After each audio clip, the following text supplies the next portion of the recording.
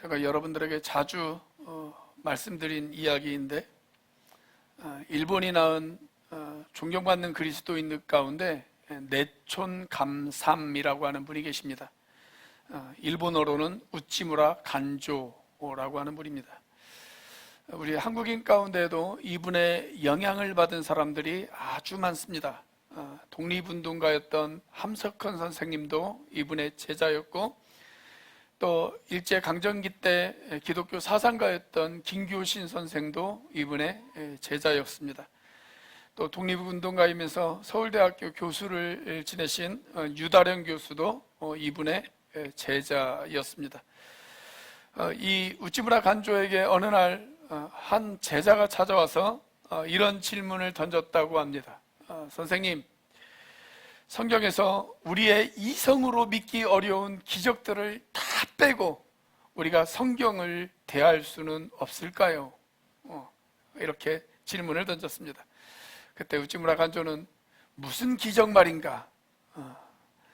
예컨대 예수께서 물 위를 걸으셨다고 하는 그런 황당무계한 기적 말입니다. 그때 내촌 선생은 이런 유명한 대답을 했다고 합니다. 성경에서 그런 기적들을 다 빼면 뭐가 남는 줄 아는가? 뭐가 남는데요? 성경의 앞뚜껑과 뒷뚜껑만 남는다네. 그런 이야기를 하셨다고 그래요. 성경의 첫 페이지 첫째 줄 창세기 1장 1절은 태초에 하나님이 천지를 창조하셨다, 이렇게 시작합니다. 이것은 무에서 유를 창조하셨다고 하는 기적의 선언입니다.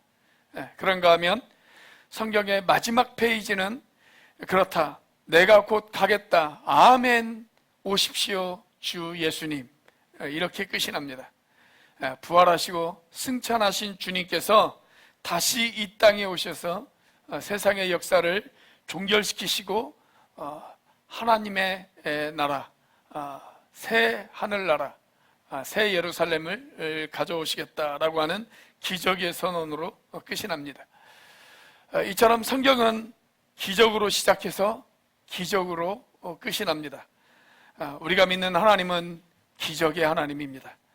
그뿐만 아니라 성경은 예수를 믿고 따르는 모든 시대의 제자들도 동일한 기적을 체험하면서 살아갈 수 있다고 우리에게 가르쳐주고 있습니다. 우리는 현재 21세기를 살아가고 있습니다. 지난 20세기 기독교 역사에 있어서 가장 큰 변화가 있다면 사람들이 성경의 기적을 다시 받아들이기 시작했다라고 하는 것입니다. 우리가 17세기와 18세기를 가리켜서 우리가 흔히 계몽주의 시대라고 그렇게 이야기를 하거든요. 이 계몽주의 시대를 지나면서 사람들은 자기들의 이성으로 이해되어지지 않는 것들은 도저히 받아들이려고 하지를 않았습니다. 그러다 보니까 성경의 기적조차 미신으로 간주했습니다. 심지어 기독교 지도자들마저도 성경에 등장하는 기적이 성경이 기록된 시대에는 가능했을지 몰라도 지금 시대에는 더 이상 그런 기적이 존재하지 않는다, 이렇게 가르쳤습니다. 지금도 그렇게 주장하는 사람들이 간혹 있습니다. 이런 분들을 가리켜서 우리가 은사중단주의자라고 그렇게 이야기를 합니다. 성경의 은사는 중단되었고 그렇기 때문에 더 이상의 기적은 일어나지 않는다, 이렇게 주장하는 사람들입니다. 자, 그러다 20세기에 들어와서 1차 세계대전과 2차 세계대전을 경험합니다. 두 번의 큰 전쟁을 치르면서 사람들은 자기들의 이성과 과학에 대한 의문을 품기 시작을 합니다. 그동안 자기들의 이성과 과학으로 납득되어지지 않는 모든 것들은 자기들이 배척하고 믿지 않고 받아들이지 않았는데 그 이성과 과학에 대한 혼돈이 생긴 것입니다. 그러면서 자연스럽게 다시 기적을 갈망하고 성경의 기적을 받아들이기 시작했습니다. 자, 오늘 본문은 예수님께서 제자들을 부르시고 그들을 훈련하신 다음에 전도하기 위해서 그들을 보내셨던 그런 사건의 이야기입니다. 자, 예수님께서 제자들을 보내셨을 때 제자들에게 가장 필요한 것 가운데 하나가 바로 기적이 필요하다는 것을 주님께서는 잘 알고 계셨습니다.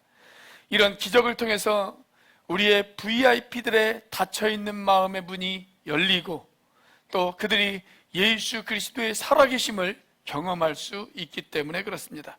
자, 그렇다면 오늘 우리의 연합교회와 우리의 목장교회, 우리 VIP들을 상대로 이런 기적들이 오늘날에도 가능할까요? 가능하다면 우리는 어떻게 이런 기적들을 경험하며 살아갈 수가 있을까요? 첫째, 기적을 행할 능력을 우리에게 주셨음을 믿어야 합니다. 우리가 읽지는 않았지만 오늘 본문에 등장한 사건의 시작은 10장 1절부터 시작이 되어집니다. 10장 1절 말씀을 보면 주님께서 72명의 제자들을 두 사람씩 짝을 지어서 여러 고을로 전도하기 위해서 보내셨던 사건이 등장을 합니다. 자, 이들이 주님의 명령에 순종해서 나갔습니다. 나가서 복음을 전했습니다. 자, 그런데 이들이 복음을 전할 때 이것을 제일 싫어하고 가장 크게 방해하는 세력이 있다면 그게 누굴까요? 원수 사탄 마귀죠. 원수 사탄 마귀. 그래서 우리 주님께서는 이 제자들을 그냥 보내신 것이 아니라 원수 사탄 마귀를 이길 수 있는 권세를 주셔서 보내셨습니다. 자, 오늘 본문인 19절 말씀입니다. 같이 한번 읽어보도록 하겠습니다. 시작. 보아라, 내가 너희에게 뱀과 전갈을 밟고 원수의 모든 세력을 누를 권세를 주었으니 아무것도 너희를 해하지 못할 것이다. 오늘날 경영학에서 공동체의 리더십을 연구할 때 사람들 입에 자주 오르내리는 단어 가운데 하나가 임파워먼트라고 하는 단어입니다. 이 단어는 주다라고 하는 단어와 힘이라고 하는 단어가 합쳐져서 되어진 합성어입니다. 다시 말하면 권한을 위임하는 것이죠. 리더가 어떤 사람이냐? 권한을 위임받은 사람이다 라고 하는 이야기입니다. 가정교회의 특징 가운데 하나가 담임 목사가 목자에게 권한을 위임하는 것입니다. 그래서 목자는 그 목장을 책임지는 목회자라고 이야기할 수가 있습니다. 제가 담임 목사라 하더라도 목장에 관련된 일은 제가 제 마음대로 이래라 저래라 할 수가 없습니다. 목자에게 권한을 위임했기 때문에 저도 누군가를 신방하려면 목자에게 허락을 받아야 합니다. 권한을 위임했기 때문에 그렇습니다. 이것이 바로 임파워먼트라고 하는 단어의 의미입니다. 책임을 맡은 사람들에게 실질적인 권한을 주어서 그 일을 수행할 수 있도록 하는 것, 그것이 바로 이 단어의 의미입니다. 자, 그렇다면 가정교회가 이것을 누구에게서 배웠을까요? 가정교회의 원칙 가운데 하나는 성경대로입니다. 성경대로. 그렇기 때문에 예수님에게 배웠겠죠. 예수님의 사역의 원리예요. 자, 오늘 본문에 보면 예수님께서 제자들을 전도하러 보내실 때 그냥 보내신 것이 아닙니다. 전도할 수 있는 능력을 주셔서 그들을 보내셨다라고 하는 것입니다. 자, 그렇다면 우리가 전도하러 나갈 때 주님께서 우리에게 전도할 수 있는 능력을 주실까요? 안 주실까요? 당연히 주시지 않겠습니까? 문제는 우리가 이것을 믿느냐 하는 것입니다. 믿는다면 우리는 결코 두려워할 필요가 없습니다. 자, 그럼에도 불구하고 왜 우리는 전도하기를 두려워할까요? 내가 전도했다가 상대방에게 거절당하면 어떻게 하나? 여기에 대한 두려움 때문 아닙니까? 여기에 대한 두려움이 있잖아요. 요즘 사람들의 표현대로 하자면 내가 전도하다가 쪽팔림 당하면 어떻게 하나? 여기에 대한 두려움이 우리들 가운데 있단 말이죠. 그래서 우리가 전도하지 못하는 것 아니에요? 자, 그런데 우리 주님은 저와 여러분에게 할 수 없는 일을 시키는 것이 아닙니다. 할 수 있도록 우리에게 능력을 주시고 우리에게 명령을 내리십니다. 자, 그렇다면 저와 여러분들은 전도할 수 있는 능력을 주님께서 주실 것입니다. 그 사실을 믿으시기를 바랍니다. 여러분도 할 수 있습니다. 할 수 있다. 영어로 그것을 you can do it 그러죠. you can do it. 너 할 수 있어. you can do it. 오늘 이 아침에 우리 영어로 한번 인사를 해보도록 하겠습니다. 앞뒤 좌우에 있는 분들에게 you can do it 한번 인사해 보겠습니다. 시작. you can do it. 예, 발음도 참 좋으십니다. 다시 한번 발음이 참 좋으시네요. 한번 인사해 보겠습니다. 시작. 할 수 있습니다. 여러분 그 사실을 믿으시기를 바랍니다. 자, 우리의 사역의 현장에서 이런 기적을 어떻게 경험할 수 있을까요? 두 번째로, 기적 중의 기적은 우리의 이름이 하늘에 기록된 것임을 믿으셔야 합니다. 여러분, 제자들이 예수님의 명령에 순종해서 나갔습니다. 나가서 전했습니다. 그런데 그 과정에서 깜짝 놀랄 만한 아주 놀라운 경험을 하나 하는데, 그것이 뭐냐면 귀신들이 쫓겨나가는 경험을 그들이 했습니다. 자, 오늘 본문의 17절이죠. 같이 한번 읽어보겠습니다. 시작. 72사람이 기쁨에 차서 돌아와 보고하였다. 주님, 주님의 이름을 대면 귀신들까지도 우리에게 복종합니다. 자, 예수님이 72사람의 제자들을 둘씩 짝지어서 그들을 보내셨어요.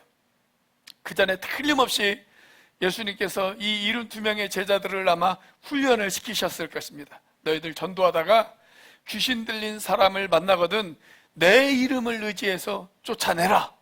그렇게 아마 제자들을 훈련시키고 보내셨을 것입니다. 자, 그렇게 나간 제자들이 실제로 귀신 들린 사람을 만났습니다. 그래서 훈련받은 대로 했을 것입니다. 예수의 이름으로 명하노니 귀신아 물러가라.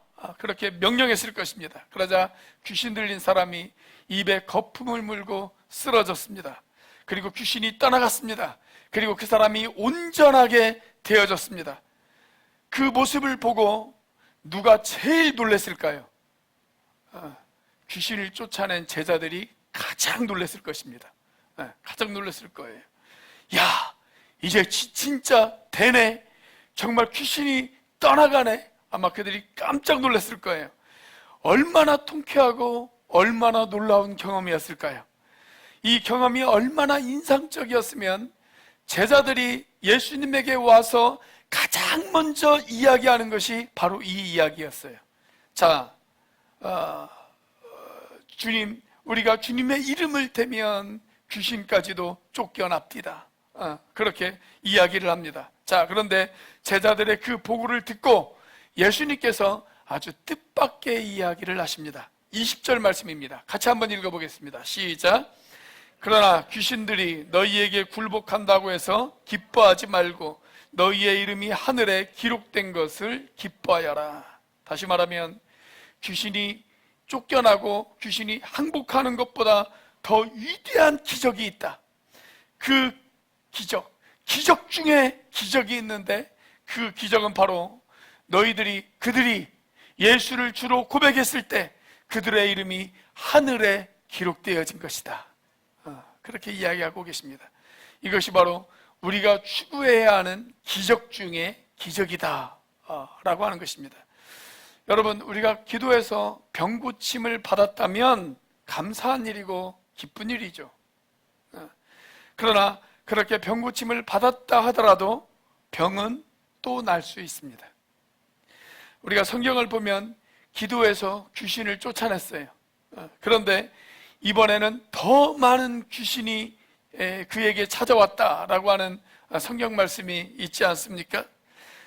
그러나 우리의 이름이 하늘의 생명책에 기록이 되어지면 그것은 영원한 것입니다. 한번 하나님의 자녀는 영원한 하나님의 자녀가 되어지는 줄로 믿으시길 바랍니다. 그래서 구원받아 하나님의 자녀가 되어지는 기적, 이것보다 더 위대한 기적은 없습니다. 이것은 기적 중의 기적입니다. 자, 우리가 성경을 보면 여러 족보들이 등장을 해요. 그런데 가장 대표적인 족보 두 개가 있습니다. 하나는 구약에 등장하고 하나는 신약에 등장합니다. 자, 구약에 등장하는 족보는 성경 최초의 족보라고 이야기할 수 있는 아담의 족보입니다. 이 아담의 족보는 창세기 5장에 등장합니다. 자, 신약에 등장하는 족보 역시 신약 성경책을 열자마자 바로 등장하는 족보인데 예수님의 족보입니다. 이 족보는 마태복음 1장에 등장합니다. 자, 그런데 이 두 족보에 아주 현저한 차이가 있습니다. 창세기에 등장하는 아담의 족보를 보면 누가 몇 년을 살고 몇 년을 살고 몇 년을 살고가 계속 반복이 되어집니다. 자, 그리고 또 하나 반복되어지는 단어가 있습니다. 무슨 단어가 반복되어질까요? 죽었더라, 죽었더라, 죽었더라. 이 단어가 반복이 되어집니다. 결국 모든 인생의 길은 죽음으로 통합니다. 우리가 이 땅에서 몇 년을 살았든 또 얼마나 성공했든 얼마나 많은 재산을 모았든지 간에 모든 사람은 다 죽습니다. 그래서 아담의 족보는 죽음의 족보라고 이야기할 수가 있습니다. 죄가 세상에 들어온 후 인류의 족보는 죽음의 족보입니다. 결국 우리 모두는 다 죽습니다. 자, 그런데 마태복음 1장에 등장하는 예수님의 족보를 보면 무슨 단어로 가득 차 있어요? 계속 반복되어지는 단어가 있죠. 무슨 단어가 계속 반복됩니까? 낳고 낳고 낳고. 이 단어가 계속 반복되어집니다. 아브라함은 이삭을 낳고 이삭은 야곱을 낳고 낳고 낳고 낳고 산하 제한도 없이 계속 낳습니다. 낳고 낳고. 물론 그 사람들이 죽지 않았다는 이야기는 아닙니다. 그들도 다 죽었습니다. 그러나 그들은 예수 믿고 죽음 건너편에 있는 부활의 생명을 얻었습니다. 그래서 이 족보는 생명의 족보라고 그렇게 이야기할 수가 있습니다. 여러분, 우리가 예수님을 영접했을 때 우리의 이름이 생명의 족보에 기록되어진다는 사실을 믿으시기를 바랍니다. 자, 이것이 가장 위대한 기적이에요.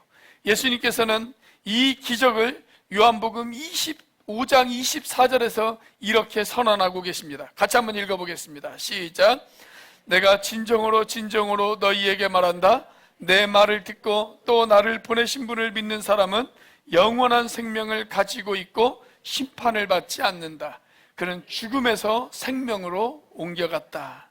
자, 죽음에서 어디로 옮겨졌다고요? 생명으로 옮겨졌다.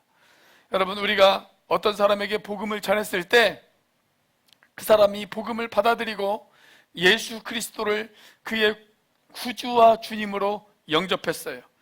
그렇게 영접하는 그 순간 그 사람의 이름은 죽음의 족보인 아담의 족보에서 빨간 줄이 그어집니다.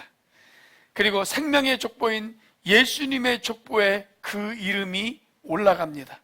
그렇게 한번 올라간 그 이름은 영원히 지워지지 않는 줄로 믿으시기를 바랍니다. 이것이 가장 위대한 기적이에요. 가장 위대한 기적.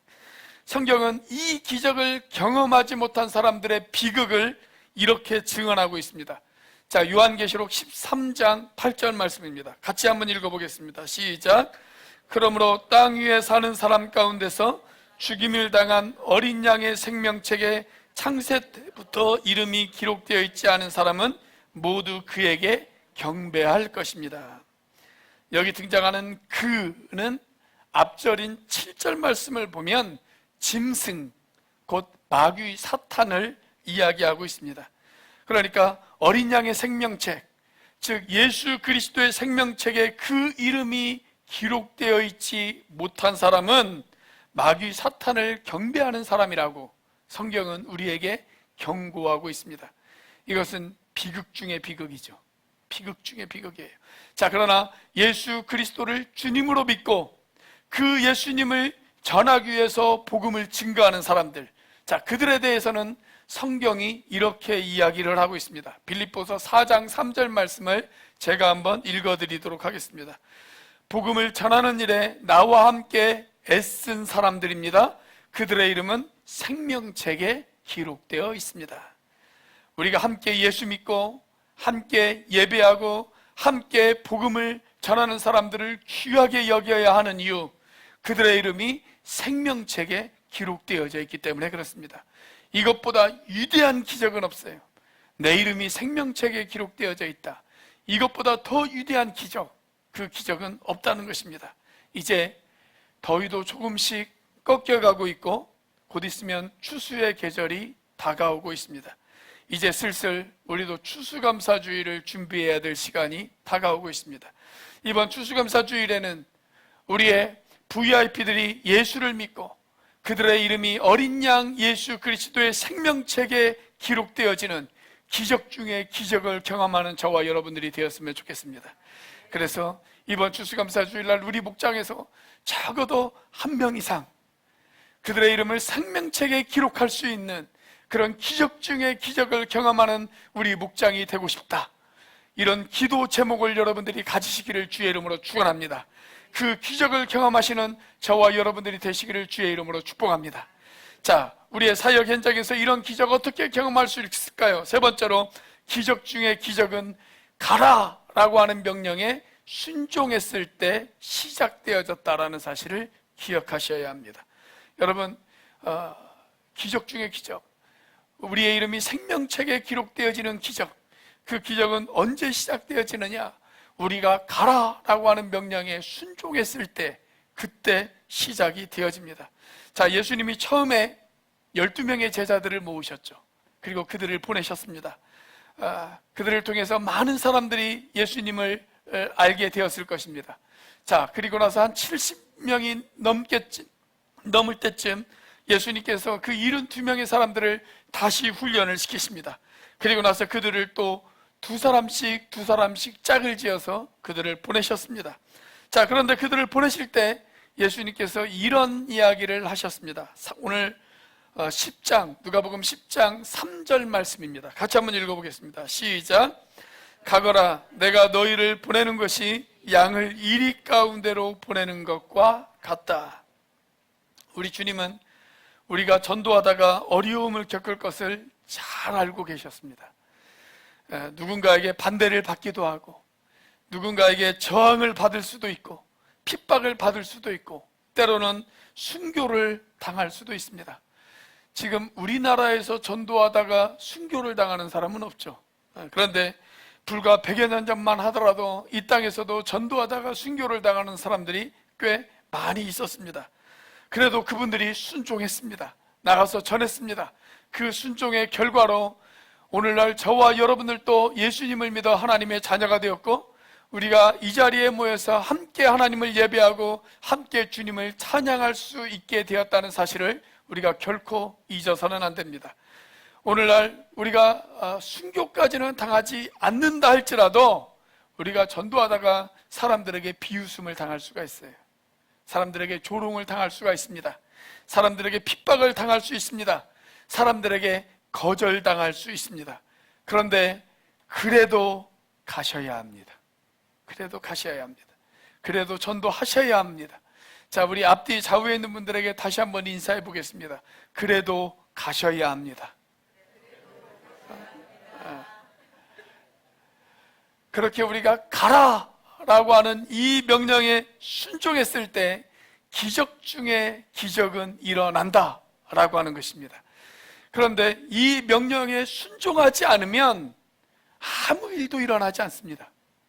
아무 일도 일어나지 않아요. 간혹 우리 중에 어떤 분은 내가 전도하면, 내가 사랑하는 내 이웃과 내 자녀들과 내 친구들에게 내가 복음을 전하면 그들이 반대하면 어떻게 하나, 그들이 거절하면 어떻게 하나, 그들이 부담감을 가지면 어떻게 하나, 너무 지나친 염려를 하시는 분들이 있어요.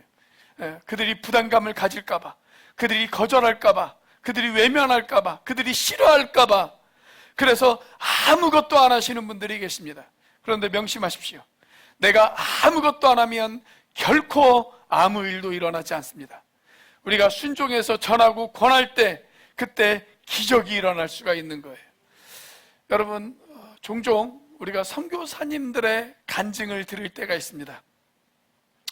다니엘 기도회나 아니면 우리 교회에서 선교사님들이 오셔서 당신들의 사역했던 그 현장의 이야기들을 우리에게 들려주실 때가 있어요. 근데 선교사님들의 간증을 듣다 보면 선교사님들에게 유독 많이 나타나는 것 중에 하나가 뭐냐면 기적입니다. 선교사님들에게는 기적들이 많이 일어나요. 그런데 그 선교사님의 간증을 듣다가 혹시 이런 생각을 안 해보셨습니까? 서성교사님이 믿는 하나님이나 내가 믿는 하나님이나 똑같은 하나님인데 서성교사님들에게는 왜 저런 기적들이 일어나고 나에게는 이런 기적들이 일어나지 않는가? 혹시 이런 생각이라도 한번 해보신 적이 있으십니까? 왜 그럴까요? 거기에 대한 제 대답은 이렇습니다. 여러분, 주님의 가장 중요한 명령, 주님이 이 땅 가운데 내리신, 이 땅의 모든 제자들에게 내리신 가장 위대한 지상명령, 그것은 뭐냐면 성령이 임하면 너희가 권능을 받고 예루살렘과 온 유대와 사마리아와 땅끝까지 이르러 내 증인이 되라 라고 하는 것입니다. 여러분, 이 말씀을 제자들에게 주셨을 때 제자들에게 있어서 가장 가까운 땅은 어디일까요? 가장 가까운 땅 어디입니까? 예루살렘이죠. 예루살렘. 가장 가까운 땅은 예루살렘이에요. 자, 그렇다면 가장 먼 곳은 어디일까요? 당연히 땅끝이겠죠. 땅끝. 자, 땅끝까지 가라 라고 하는 주님의 이 명령에 순종하려면 제자들이 많은 걸 희생하고 많은 걸 포기해야 합니다. 예루살렘에서 복음을 전하는 것보다는 훨씬 더 많은 걸 희생하고 많은 걸 포기하고 많은 순종을 요구합니다. 자, 그렇게 주님의 명령에 순종해서 많은 것을 희생하는 사람들에게 주님께서 함께 하시는 것은 당연하지 않겠습니까? 자, 그래서 선교사님들에게 그런 기적의 사건들이 많이 일어난다고 저는 생각합니다. 자, 그러나 그런 기적들이 땅끝에서만 일어나는 것은 아닙니다. 이 땅 제주에서도 우리가 주님의 명령에 순종하면, 그래서 우리가 진지하게 복음을 전할 수만 있다면 그런 기적들이 우리들 가운데서도 얼마든지 일어날 수 있다고 저는 믿습니다. 자, 예수님께서 처음으로 제자들을 부르셨을 때 제자들에게 어떤 약속을 하셨냐면 이런 약속을 하시죠. 자, 마태복음 4장 19절 말씀 같이 한번 읽어보겠습니다. 시작. 예수께서 그들에게 말씀하셨다. 나를 따라오너라. 나는 너희를 사람을 낚는 어부로 삼겠다. 자, 여러분, 이 말씀을 보면 명령이 있고 약속이 있습니다. 명령이 있고 약속이 있어요. 자, 명령은 뭐예요? 나를 따라오너라. 이게 명령이죠. 자, 그렇다면 약속은 뭡니까? 사람을 낚는 어부로 만들어주겠다. 이게 약속입니다. 자, 우리가 주님의 명령에 순종하면 주님은 우리를 다 사람을 낚는 어부로 만들어주시겠다고 약속하셨어요. 약속하셨어요. 전도는 특별한 사람이 하는 것이 아닙니다. 전도는 지극히 정상적인 그리스도인들이 하는 것입니다. 요즘 왜 전도하는 사람이 적을까요? 비정상적인 그리스도인들이 많기 때문에 그렇습니다. 우리가 정상적으로 주님을 따라간다면 우리는 다 사람을 낚는 어부의 삶을 살아갈 수밖에 없습니다. 이것은 주님께서 우리를 향하신 명령이고 저와 여러분들의 책임입니다. 여러분, 책임이라고 하는 말을 영어로 보면 responsibility라고 하는 단어를 사용해요. responsibility. 그런데 이 단어는 두 개의 단어로 이루어진 합성어예요. respon이라고 하는 단어와 ability라고 하는 단어가 합쳐져서 된 합성어입니다. respon이라고 하는 말은 반응, 또 응답, 이런 뜻을 가지고 있어요. ability는 능력이라고 하는 뜻을 가지고 있습니다. 다시 말하면 우리가 주님의 명령에 반응하면, 그래서 순종하면 주님께서 우리에게 능력을 주시겠다는 거예요. 능력을 주시겠다. 여러분, 우리가 순종하면 주님께서 저와 여러분들에게 능력을 주실 것입니다. 그렇기 때문에 여러분, 두려워하지 마십시오. 주저하지 마십시오. 찾아가십시오. 복음을 듣게 하십시오. 그러면 기적은 일어날 것입니다. 그들의 이름이 생명책에 기록되어질 것입니다. 그들이 묻고 있는 모든 사탄의 결박들이 풀려질 것입니다. 그들의 마음이 열릴 것입니다. 그들의 입술이 열려서 그들이 평생 안 했던 기도를 하나님 앞에 드리기 시작할 것입니다. 그들의 입술로 예수님을 나의 주, 나의 구주라고 고백할 것입니다. 그렇다면 사랑하는 여러분, 이제 순종을 결단하시겠습니까? 한 영혼이 구원받아 하나님의 백성이 되어지는 것은 너무 귀한 일입니다. 그 일이 너무 귀한 일이기 때문에 우리 주님께서 이 땅에 오셨습니다. 이 땅에 오셔서 십자가를 지셨습니다. 그리고 우리에게 가라라고 명령하십니다. 우리가 가라라고 하는 그 명령에 순종하면 그들이 하나님의 자녀가 되어질 것입니다. 기적 중에 기적이 일어날 것입니다. 우리가 이 기적의 통로로 쓰임받을 수 있는 저와 여러분들이 되시기를 주님의 이름으로 축복합니다. 기도하시겠습니다.